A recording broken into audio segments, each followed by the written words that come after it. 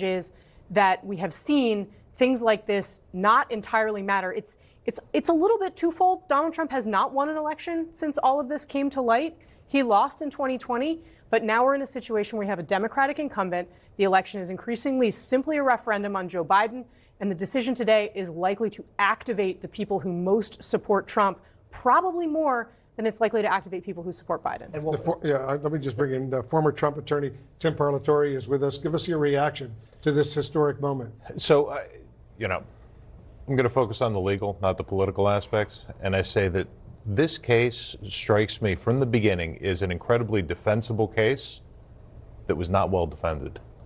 The amount of time that the defense spent talking about Karen McDougal and catch and kill and all of these other things that had nothing to do with the actual charge of the falsified business records. And I think that they really fell into the trap of fighting all these things they didn't need to, where it's easier to just, kind of concede all that stuff and focus in on this right here. It surprises me a little bit how fast they came to a verdict. It also surprises me the unanimity of counts.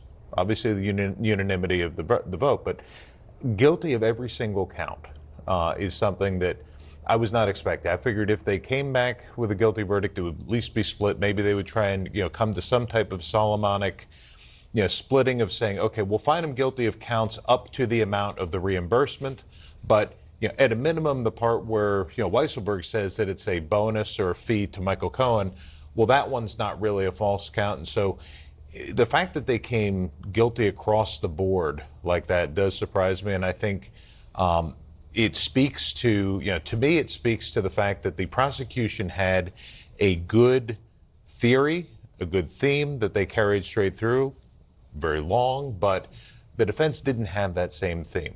I spoke with several former Trump attorneys in recent days, and many of them were suggesting there would be a hung jury. There would be at least one member, one out of the 12 jurors, who would decide differently from all the others. Were you expecting a hung jury? Well, if you and I were in Vegas yesterday, I would have put all my money on a hung jury. Yes, absolutely. So you agree with a lot of your I do. I was expecting it to be a hung jury. I didn't know which way that it would go, but to get a unanimous verdict this quickly was not something that I was necessarily expecting, especially given the complexity of the case, the number of counts and everything else.